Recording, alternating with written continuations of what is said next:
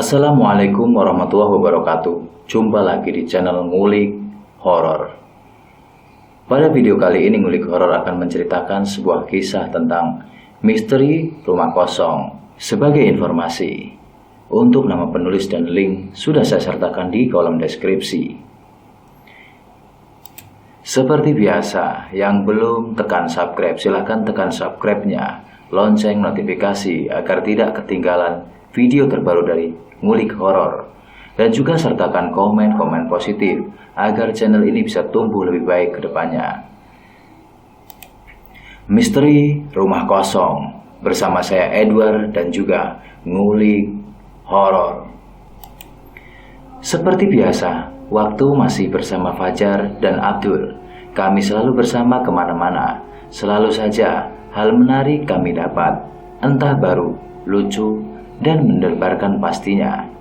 Di sini, aku menceritakan tentang rumah kosong yang terbengkalai yang berada di daerah Wonosobo, Jawa Tengah, yang konon terkenal agak mistis oleh penduduk sekitarnya. Waktu itu kami sedang libur sekolah dan berencana untuk camping di Gunung Gede. Namun gagal berangkat dikarenakan saudaraku memberi kabar bahwa nenek sedang sakit di kampung. Jar, Dul, rencana buat camp gagal.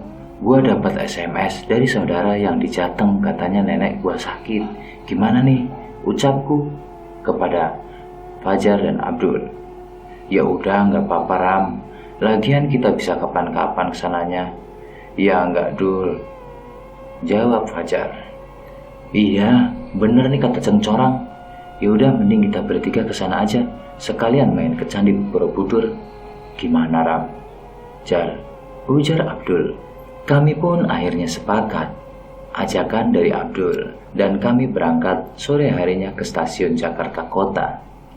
Ingat ya Ram, kalau sampai gendruwo yang di rumah nenek lo gangguin gua, lo yang gua jadiin sarapan singa. Awas aja lu. Abdul sembari duduk menunggu kereta. Biarin aja Ram, kerjain gentong aja. Kalau tidur-tidur di sana, saut Fajar. Aku hanya terdiam dan fokus pada wanita yang menggendong anaknya dengan baju yang lusuh dan kulit penuh debu. Rasa ibaku pun muncul. Jar, Dul, tunggu di sini bentar ya. Ucapku beranjak dari tempat duduk dan mendekati wanita tersebut. Namun saat aku dekati, wanita itu pun menghilang. Ah, sialan. Kirain orang beneran, ucapku di dalam hati. Ngapain di sini lo? Lihat apa lagi Ram? Tanya Fajar sambil menepuk pundak. Iya Jar, tadi gua lihat ibu-ibu bawa anaknya.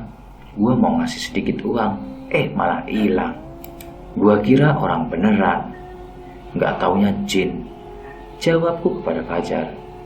Ya udah Ram, kita balik. Bentar lagi kereta mau berangkat, ajaknya kepadaku. Kami pun kembali. Beberapa menit kemudian kereta pun tiba. Jogja, Jogja, Jogja, ujar Abdul dengan riang. Seluruh penumpang yang turun pun melihat Abdul. Gentong, lihat pelang stasiun lo, ucapku. Dia pikir Jawa Tengah cuma Jogja doang kali. Dasar gentong coklat, ujar Fajar sambil tertawa bersama orang yang memperhatikan Abdul. Akhirnya kami pun tiba di stasiun Kutoarjo dan melanjutkan perjalanan ke rumah nenek di Wonosobo. Setelah tiba di rumah, kami ke kamar nenek untuk melihat keadaannya. Kemudian kami lanjut istirahat sejenak sambil menikmati teh. Ram, ingat yang gue bilang kemarin. Awas lo, Abdul. Padahal sebelum sampai pun Gundi sudah menunggu kami datang dan sedang berada persis di samping Abdul karena Gundi berdiri di dekat pintu. Coba lihat tangan lu aja Dul, jawabku. Abdul langsung berpindah tempat duduk, sedang Fajar sedang melihat-lihat sekitar rumah nenekku yang di luar. Ram, nanti sore jalan-jalan yuk, penasaran sama daerah sini, ujarnya sambil menghampiri kami. Karena memang daerahnya masih di perbukitan dan suasana juga masih asri. Kita gagal ke Gunung Gede, tapi Dibalas sama indahnya pemandangan daerah sini, Ram, ujar Fajar. Karena Fajar memang berjiwa pecinta alam, senang dengan indahnya alam negeri sendiri. Kalian senang tidak dalam alam Indonesia? Hijau kan sekitar kalian? Sore pun tiba, kami pamit untuk jalan-jalan sekitar dengan berjalan kaki. Seperti biasanya. Ram, di sini banyak jin gak? Tanya Abdul sambil komat kamit. Abdul selalu menanyakan hal itu setiap kami berada di tempat baru. Namun, aku tak menjawab agar tidak menakutinya. Tiba-tiba datang sekelebat cahaya dengan cepat melintas di atas kami. Kupikir mereka tidak melihat. Ram, apaan tuh tadi lewat? Tanya Abdul sambil memegang erat Fajar. Gentong lapisan, tangan gua sakit. Udah tahu tulang doang nih badan. Iya Ram, tadi yang lewat apaan? Lah kagak tahu Jar, gua juga kaget, jawabku sambil memandang sekitar. Dalam jarak 30 meter terlihat sebuah rumah atau gubuk di dalam hutan.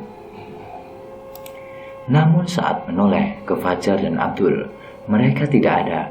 Aku terus berlari mencari, khawatir dengan mereka. Yang aku bingung kenapa larinya ke arah gubuk. Seperti ditarik pada saat berlari. Lebih anehnya lagi, mereka berdua berada di sana sedang memalingkan muka. Jar, Dul, ayo balik, bentar lagi maghrib, ucapku dengan cemas sambil memegang tangan Fajar. Mereka tidak menjawab ajakanku, hanya diam dan memalingkan muka. Namun saat aku menghadap mereka, muka Fajar setengah hancur, penuh belatung dan darah, sedangkan Abdul menatap sinis dengan muka yang sama-sama hancur. Kemudian aku berlari mencari tempat tersebut sambil mencari jalan raya, pikirku. Saat berlari seperti sepersekian detik, aku terus berlari dan mendengar teriakan Abdul. Ram, tunggu! Teriak Abdul sambil berlari dengan Fajar. Balik aja Jar, balik buruan, sautku sambil berlari. Setelah di jalan raya, langkah kaki pun pelan dan mereka menghampiriku. Lu kenapa lari Ram? Gua nyariin lu dari tadi, sama Gentong di hutan. Tiba-tiba lu muncul sambil lari, ujar Fajar. Sama Jar, gua juga nyariin lu berdua. Di sana nanti di rumah gua ceritain, jawabku. Saat di jalan, kami melintasi rumah kosong yang tak berpenghuni sejak lama. Hanya memandang rumahnya saja, diri sudah mual. Terdengar sangat pelan suara tertawa, tangisan, dan teriakan dari dalam rumah itu aku rasakan. Ayo Jar, buruan, keburu maghrib, ucapku kepada Fajar dan Gentong.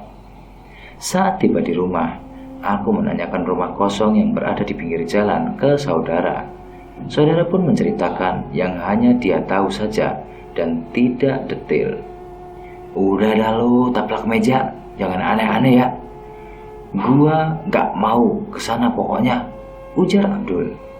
Namun rasa penasaranku muncul ketimbang rasa takutku. Jar, ucapku.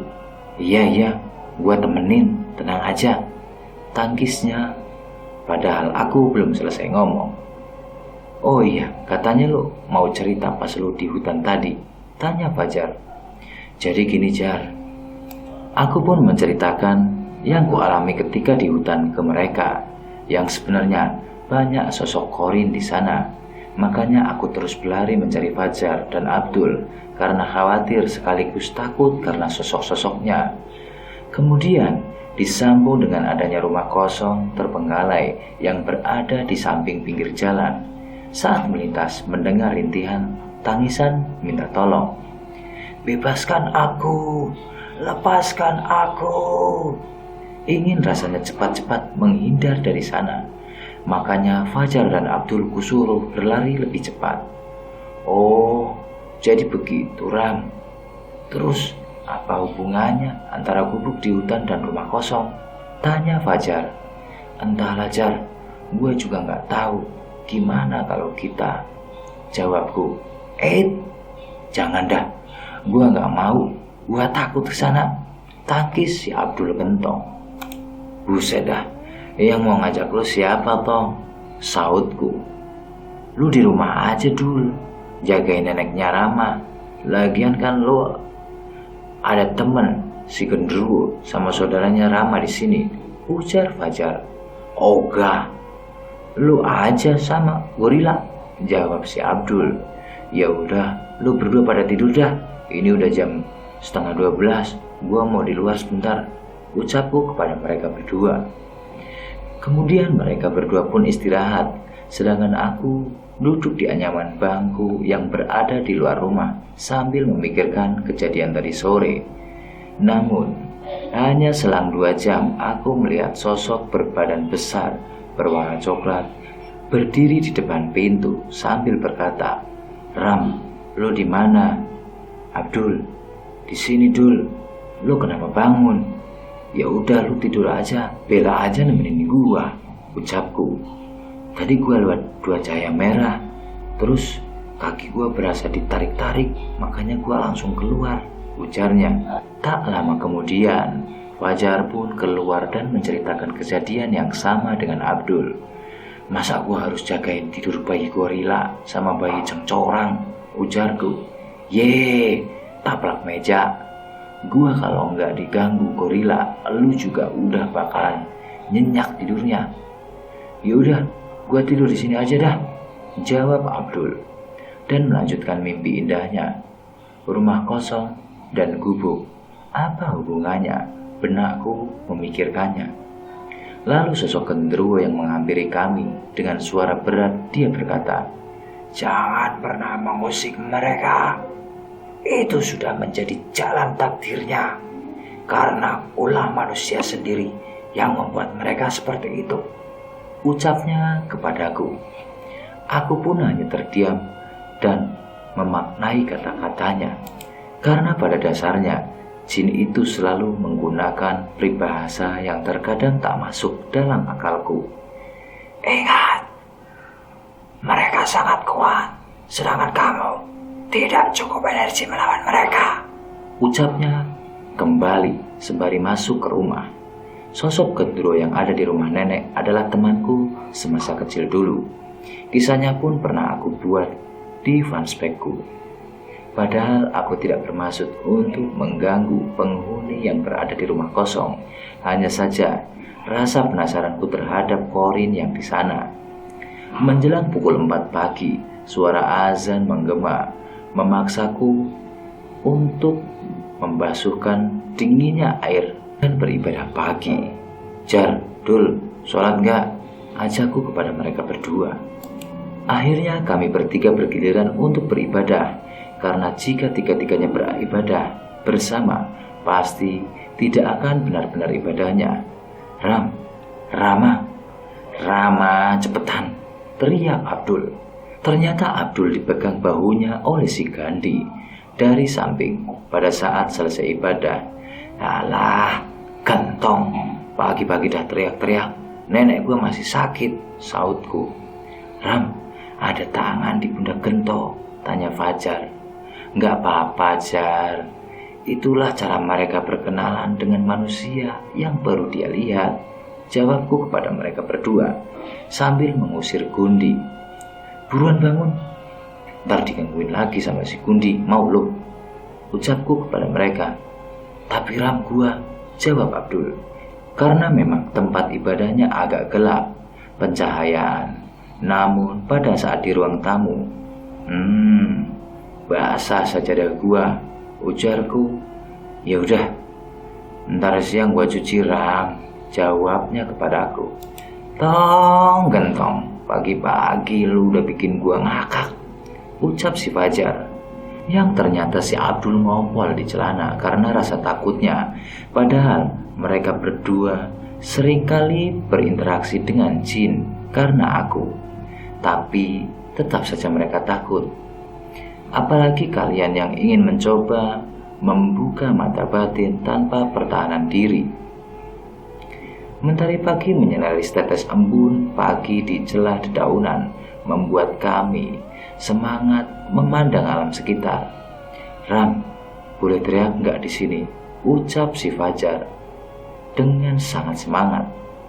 Bentar Jar, kita nyari perkebunan aja yang jauh dari rumah, sekalian jalan-jalan, jawabku. Kemudian kami bertiga jalan-jalan sejenak untuk berteriak melepas penat pada malam. Lalu kembali pulang ke rumah nenek. Dek Rama, kapan datang? Ucap tetangga nenek yang berpapasan dengan kami. Iya om, saya kemarin pagi datangnya, jawabku dengan lantang. Ayo mampir ke rumah dek. Om mau buru-buru pulang ya dek, ujarnya sambil pergi. Namun aku melihat bayangan hitam berada di punggungnya. Taplak meja, malah bengong. Ayo jalan. Gua mau nyuci sejadah lu, mumpung panas, sahut Abdul. Kami pun melanjutkan perjalanan ke rumah. Setelah selesai sarapan, Abdul mencuci dan menjemur sejadah di luar. Rama, taplak meja, keluar bentaran, sahut Abdul dari luar. Aku dan Fajar menghampiri Abdul. Ada apaan gentong, teriak-teriak mulu, tanya si Fajar. Lo berdua denger gak ada suara teriak-teriak? Ujar Abdul. Kami bertiga pamit ke saudara untuk keluar rumah dan menghampiri suara teriakan tersebut. Ternyata orang yang menyapaku di jalan kerasukan jin korin dan siluman. Mas Rama, tolongin bapak kesurupan. Tadi habis pulang dari pasar badannya dingin, terus teriak-teriak. Tolong ya mas, ucap Indah sambil memegang tangan dan pundakku. Kelemahanku cuma satu, yaitu wanita. Kalau didekati wanita pasti panas dingin. Mau ambil HP di counter yang rusak pun nggak berani, karena banyak wanita di sana. Makanya aku buat cerita pakai HP. Jar, gua lemes Jar, tolongin liatin omnya dulu, ucapku dengan wajah pucat dan kaki basah. Dari luar rumah aku memandang. Tolong aku, pergi dari sini, pergi kalian, suara orang kerasukan yang kadang menangis dan marah. Indah terus menarikku ke rumahnya. Kemudian, pergi kamu, jangan usik kami, semua salahnya, ujar sosok tersebut lalu menangis. Aku hanya terdiam. Lah, datang-datang gua diusir, kenal juga enggak, dalam hati sambil duduk di sampingnya karena lemas keringatan panas dingin. Ram, lu bacain apa kek biar dia kabur, ujar Fajar. Gua mana bisa baca Jar, gua aja bingung kenapa dia ngusir, jawabku. Mas, tolong bapak Mas Ram, ucap Indah sambil menarik bajuku. Mbak, tolong pegangin bapaknya sebentar, berbisik. Mas Rama itu grogi kalau didekati cewek, ucap Abdul. Indah pun berpindah tempat. Dah jauh tuh orangnya, buruan bantuin, bapaknya kasihan. Lu bacain apa kek biar hilang tuh makhluk, ujar Abdul. Gua kudu gimana gentong, gua juga bingung, jawabku. Akhirnya aku coba membaca apa yang aku bisa sambil memohon, namun tetap saja tidak menghilangkan makhluknya karena setiap saat berubah-ubah sosoknya yang menempel di tubuhnya. Aku hanya ingat, di acara TV jika orang kerasukan maka pencetlah bagian inti urat yang terhubung, ujung kaki atau jempol tangan. Tujuannya agar si empunya raga tersadar dan melawan dirinya yang sedang dirasuki.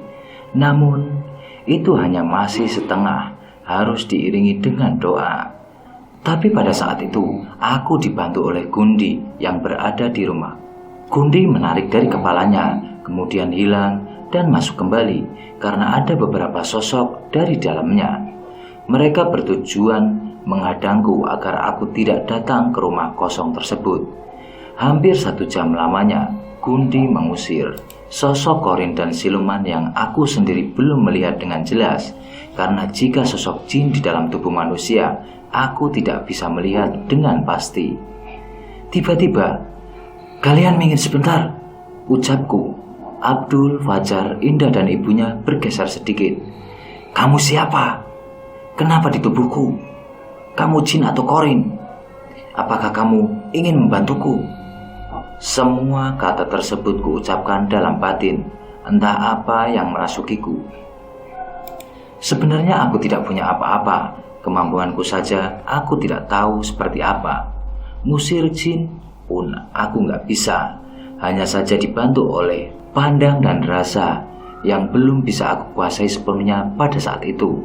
Namun saat terdesak, hembusan angin dan suara misterius selalu tiba yang pada saat itu belum tahu sosoknya seperti apa. Aku melihat diriku seperti berada di dalam mata. Pandangan terlihat jauh dan tubuh bergerak sendiri hanya mengikuti alunan yang dia, sosok misterius, mainkan. Namun aku tetap menyaksikan kejadian pada itu dalam keadaan setengah sadar. Tangan ini seolah mengiring sosok-sosok keluar dari tubuh yang dirasukinya. Setelah semua sosok menghilang, aku pun tersadar sepenuhnya. Mereka yang berada duduk di hadapan menatap bingung ke arahku. Lalu, "Mas Ram, terima kasih ya," saut Indah sambil memegang tanganku. Tubuhku pun kembali keringetan. Iya mbak, sama-sama. Mas Rama tolong buatkan air ya mbak, jawab Abdul sambil melepaskan tangannya Indah. Itu lo bisa nyembuhin orang Ram. Lo belajar dari mana? Tanya Fajar sambil mendekat ke arahku. Gua nggak tahu Jar, itu bukan gua, jawabku. Selang 30 menit kami pun pamit pulang ke rumah Indah, nama yang sudah disamarkan. Saat di dalam rumah, yang aku rasa hanya pengap, mungkin karena terbuat dari aura-aura negatif dari beberapa sosok yang ada di sana. Lega juga gue bisa bernafas, ucapku. Mas Rama, aku ajarin dong biar seperti Mas Rama, ucap Abdul sambil memegang tangan, menempelkan dagunya ke pundak dan meniru gayanya Indah. Edah kentong, sana lu, udah tahu gerah kayak gini, gua gelindingin lu, mau? Jawabku. Ye, taplak, sautnya. Dan kami tertawa saat tiba di rumah. Aku hanya memikirkan siapa sosok di dalam tubuhku dan memikirkan kenapa mereka para penghuni rumah kosong takut denganku. Jar, gimana kalau nanti sore kita kesana Jar, ucapku. Buset, gue punya temen gak ada yang bener dah. Yang satu tukang nyari gara-gara, yang satunya lagi suka yang aneh-aneh, tangkis Abdul. Gue juga punya satu temen yang kerjaannya molor melulu. Kalau tidur udah kayak kodok. Lagi paduan suara. Oke Ram, kita berangkat nanti sore, jawab Fajar. Kami pun hanya menanti waktu hingga menjelang sore di rumah. Abdul dan Fajar ke warung, sementara aku hanya duduk di teras depan rumah nenek. Rene Le, sini Le, teriak nenek memanggil. Karena nenek buyutku memang sudah tidak mengenalku. Lalu aku menghampirinya. Iki raja, kanggo jagani awakmu. Elingono yo, dunia iku mung sedelok lan akhirat iku abadi. Kabeh bondo urip pasti bakal mati. Mung donga sing iso njaga mule, ucap nenek buyut dengan tertatih sambil membawa seuntai kain yang hanya 30-40 cm saja panjangnya. Mas, artinya apaan? Tanyaku kepada saudara sepupu sambil mengambil seuntai kain yang berisi tulisan-tulisan dari pemberian nenek buyut. Ini raja buat jaga dirimu. Nenek ngasih itu buat kamu Ram. Perbanyak doa selama di dunia yang hanya sementara. Raja itu hanya pengantar saja, jawabnya kepadaku. Di dalam kamar, sosok Gundi pun di samping nenek buyut. Sebenarnya aku pribadi tidak suka dengan benda-benda seperti itu. Namun hanya ingin menghargai pemberian nenek buyut. Lalu aku simpan di dalam saku dan nantinya akan aku lurung di sungai. Yang teringat sampai saat ini adalah nasihat positifnya saja yang aku ambil. Kemudian aku keluar dari kamar nenek buyut. Namun aku tetap memikirkan siapa sosok itu sebenarnya dan kenapa para penghuni rumah kosong itu tidak suka dengan kedatangan kami. Tak lama Fajar dan Abdul pun datang. "Lu mikirin si Indah, Ram? Kenapa bengong? Kesambet ntar lu. Nih rokok lu?" tanya Abdul sambil mendekatiku. "Ram, jam berapa berangkatnya? Gua mandi dulu." "Dari pagi belum mandi," sahut Fajar dan menuju ke kamar mandi. "Enggak, Dul. Gua lagi mikirin yang lain. Kita ke kali sebentar yuk, Dul. Temenin gua sebentar," ajakku kepada Abdul. Abdul pun mengikuti jalanku. Kami berdua pergi ke sana. "Emang lu mau ngapain, Ram?" tanya si Abdul. "Dah, lu ikutin aja," jawabku sambil berjalan menuju kali. Tiba di sana, aku membuang raja pemberian dari nenek. Lalu aku kembali ke rumah. "Lu berdua dari mana?" tanya Fajar. "Habis dari kali, Jar," jawab Abdul sambil aku tutup mulutnya. "Lu kenapa taplak?" ujar Abdul. "Aku hanya memberi syarat." "Yuk berangkat sekarang saja, ntar kemalaman," ujarku. Kami bertiga pun berangkat sore itu menuju ke rumah kosong. Entah apa yang kami bicarakan saat di jalan aku lupa. Saat tiba di depan rumah kosong tersebut, kami disambut dengan sosok hitam yang hampir mirip dengan genderuwo, hanya saja postur tubuhnya lebih kecil. Dan juga ada sosok siluman yang berwujud manusia, setengah buaya. Kemudian beberapa korin dan kuntilanak di sana. Aku dihadang di pintu halaman, sedangkan Fajar dan Abdul sudah masuk ke rumah. Tubuh terasa kaku, hanya diam menatap sosok hitam tersebut. "Mau apa kau?" ujarnya dengan suara berat. "Ram, sini." "Malah diam di situ," sahut Fajar sambil mendekati dan meneriakiku. Sosok itu pun menghilang, sementara Abdul dan Fajar membuat gaduh. Tiba-tiba Abdul terpental seperti didorong oleh sosok di sana. "Lah, gentong gelinding Nojar, bantuin," ucapku. Kami menghampiri Abdul. "Lu kenapa jatuh, Dul?" tanya Fajar sambil mengangkat tubuhnya. "Nggak tahu, Jar. Gua berasa didorong tadi," jawabnya kepada kami. "Makanya jangan berisik di sini, ntar pada marah penghuninya," jawabku kepada mereka berdua. Kami pun keluar dari rumah menuju halaman karena aku lihat kuntilanak yang mendorong Abdul muncul di ruang kamar. "Kita di luar aja, Jar, Dul," ajakku kepada mereka berdua karena aku juga agak takut dan khawatir akan keselamatan teman-temanku di sana. Kemudian datang dua orang warga menghampiri kami dengan bertujuan mengusir kami secara halus. Akhirnya kami keluar dari sana sambil melirik rumah tersebut.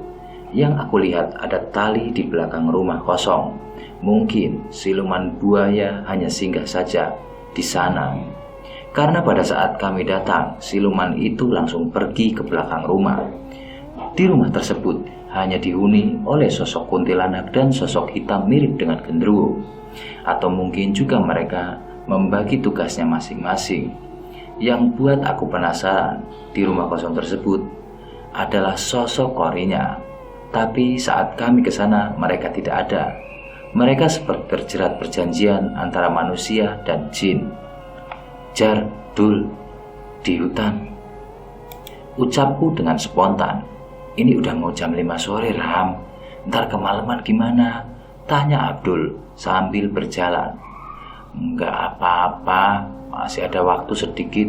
Gua penasaran soalnya nih," jawabku kepada Abdul. "Gas, Ram, gua dukung aja dah," sahut Fajar. Kami pun melanjutkan perjalanan ke arah alas karena aku juga takut jika sampai malam hari tiba, entah dari binatang buas maupun dari sosok di sana, dan terutama keselamatan teman-temanku saat di hutan. "Lu berdua inget gak kemarin tempatnya di mana?" tanyaku kepada mereka berdua.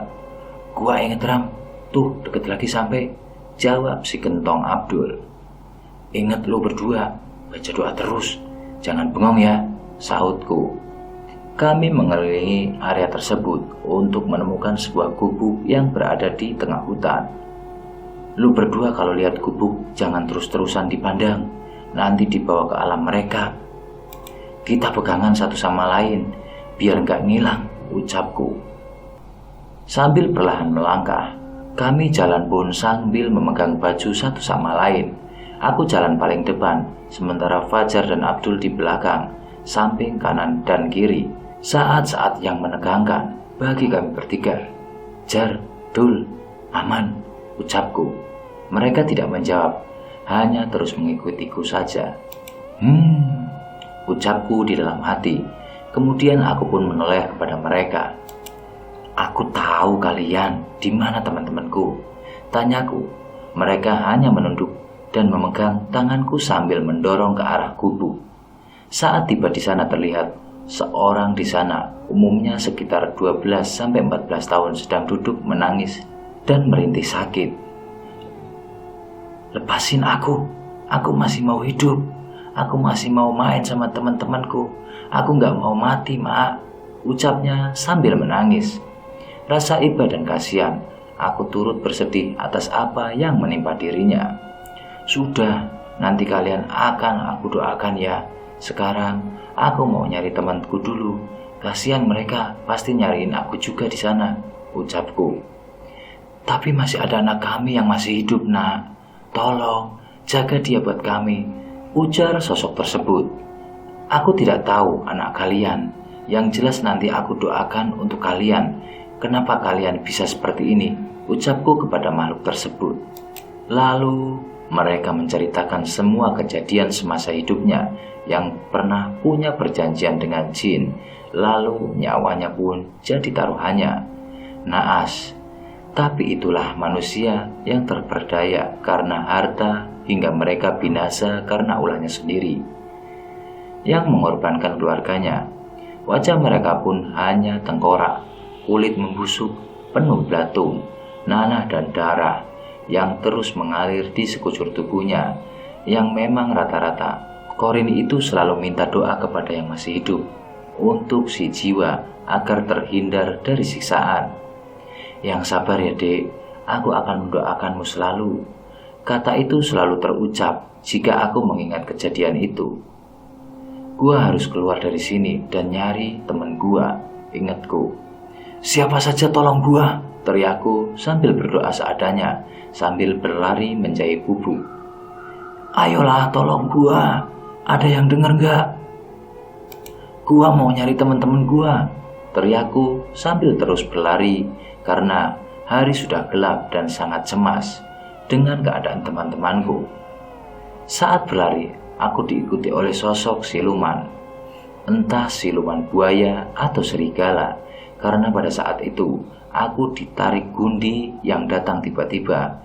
Kemudian aku mencari Fajar dan Abdul dengan senter ponsel di gelapnya hutan. Gundi pun terus menarik menuju keberadaan mereka berdua. Aku lihat Abdul berbaring di tanah, sedangkan Fajar duduk tak sadarkan diri dengan kepala yang terus mengangguk-angguk. Di belakang Fajar ada sosok kuntilanak merah yang sedang berdiri dekat dengannya. Gundi terus mendekati Fajar untuk meraih baju kuntilanak tersebut, lalu ditarik menjauhi Fajar. Kemudian aku membaringkan Fajar, lalu menyadarkan Abdul. Dul, bangun Dul, sadar Dul, ujarku sambil menampar pipinya agar segera tersadar. 10 menit, Abdul baru tersadar. Ram, ada kuntilanak Ram, gua takut. Tadi Fajar diseret sama dia. Abdul dengan menangis. Udah gak ada Dul kuntilanaknya. Kita bantu Fajar sekarang, sekalian dibawa pulang, jawabku sambil mengangkat tubuh Abdul dan mendekati Fajar. Jar, Fajar, bangun, kita harus pulang Jar, ucap kami menyadarkannya. Tak lama dia pun tersadar, namun dengan keadaan tubuh yang sangat lemas. Aku dan Abdul memikul Fajar untuk segera pergi dari hutan tersebut. Dul, HP lu senternya nyalain, ucapku. Iya Ram, sebentar, gua ambil dulu, ucap Abdul sambil mengambil senter di sakunya. Saat kami kembali menghadap ke depan, muncul sosok yang seperti Gundi di hadapan kami. Dul, jangan lari. Fajar gimana? Teriakku. Abdul pergi entah kemana, sedangkan aku masih tetap memikul Fajar. Lalu aku baringkan Fajar di tanah, Mau apa lu? Tantangku.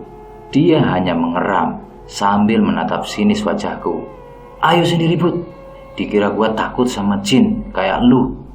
Tantangku sambil mencari kayu, lalu mendekati makhluk itu dan memukulnya. Tapi sebelum menghilang, mereka melihatku melepaskan tangannya, lalu berlari ke arah hutan, sedangkan aku sendiri hanya berjalan dengan pelan. Lalu mereka mencariku. Saat itu mereka menghilang, melihat seorang nenek sedang berdiri di samping pohon. Sini nak, ikut nenek. Temanmu ada di sana, ujar nenek tersebut. Abdul dan Fajar mengikuti nenek tersebut. Namun, hanya beberapa langkah saja nenek itu menghilang. Tiba-tiba dari belakang, tangan Fajar ditarik oleh sosok kuntilanak merah hingga ke arah pohon di tempat nenek tersebut muncul. Abdul panik, sedangkan Fajar berusaha melepaskan tangannya dari genggaman sosok kuntilanak merah itu. Abdul pun tak tinggal diam. Dia berusaha menolong Fajar dengan cara menabrakkan dirinya ke sosok kuntilanak merah.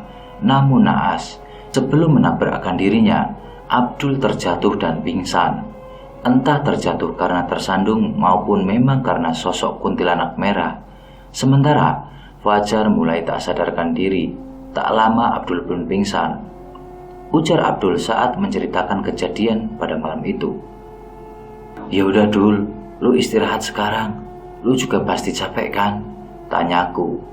1 jam kemudian, mereka semua yang berada di ruang tamu pun beristirahat. Sementara aku keluar rumah untuk berinteraksi dengan Gundi.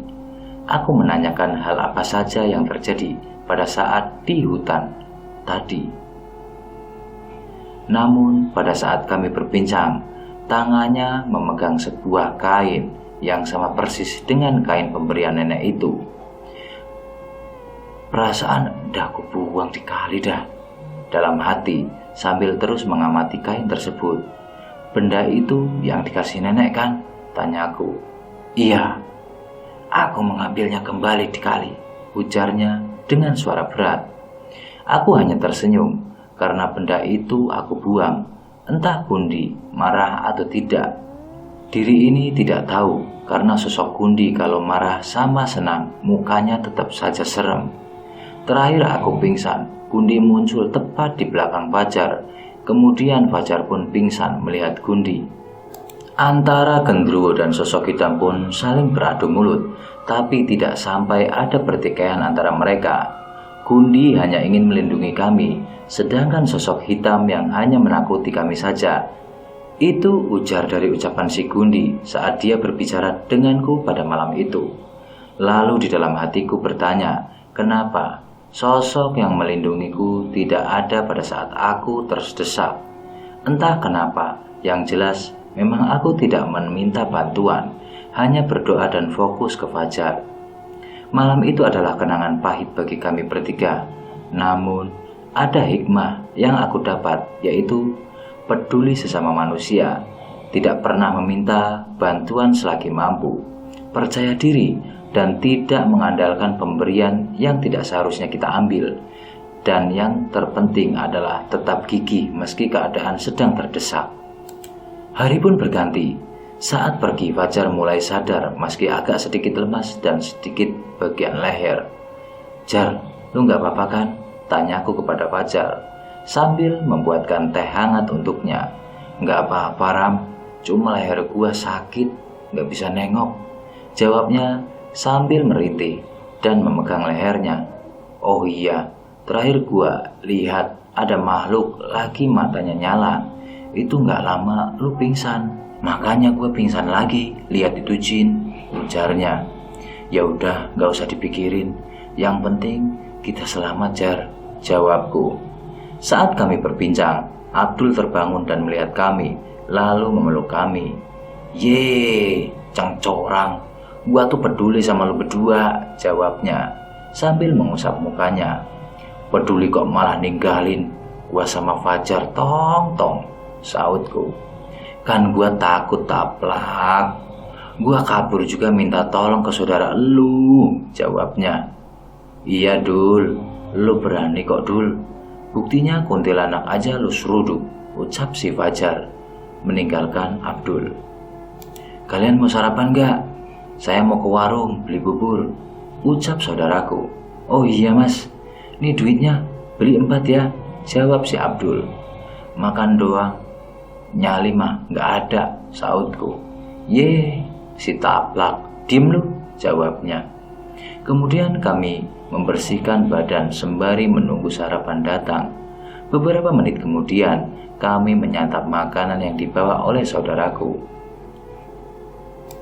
Jar, Dul, ke rumah kosong yuk. Soalnya gue punya janji, temenin gue ya. Ajakku. Enggak deh, pokoknya gue gak mau kesana. Gue kapok Ram, jawab si Abdul. Mungkin saudaraku mendengar aku berbicara, lalu dia berkata, nanti aku temenin kesana bareng teman-temanku Ram, sautnya dari belakang. Setelah usai makan, kami bergegas ke sana. Lu beneran gak mau ikut Dul? Iya gak apa-apa sih, paling ditemenin sama gorila, ucap si Fajar. Abdul pun akhirnya ikut dengan kami. Tiba di sana, 2 orang yang sedang membersihkan pekarangan rumah tersebut. Yang ternyata penjaga rumah itu adalah paman dari temannya saudaraku. Mereka pun berbincang sementara aku mendekati pintu masuk rumah kosong tersebut, sambil mendoakan arwah penghuni rumah dan melihat-lihat sekelilingnya. Aku mendengar perbincangan mereka.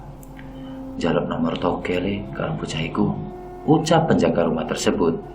Dikira gua dukun kali, dalam hati. Usai mendoakan, akhirnya kami pun pulang ke rumah nenek dan pergi ke Magelang berwisata di Candi Borobudur. Jar, leher lo masih sakit. Sini gue patahin aja, canda si Abdul. Yah, gorila coklat. Gue gelindingin dari ujung candi lu, jawabnya. Kami bersenang-senang di sana dan kembali ke Jakarta.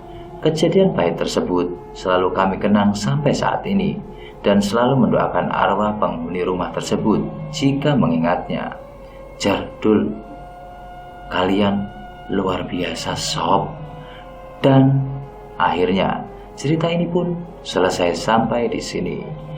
Dan sekali lagi saya ucapkan banyak terima kasih kepada para penggemar ngulik horor yang senantiasa setia. Dan yang baru gabung, saya ingatkan kembali untuk segera klik subscribe-nya, karena subscribe itu sangat gratis bro, tidak bayar. Lalu tekan klik loncengnya agar senantiasa update pada video-video terbaru ngulik horor. Lalu bagi teman-teman yang bersedia untuk berikan komentar agar channel ini menjadi lebih baik ke depannya, silahkan tulis kolom komentarnya. Sampai di sini dulu perjumpaan kita. Terima kasih. Bersama saya Edward dan juga ngulik horor. Wassalamualaikum warahmatullahi wabarakatuh.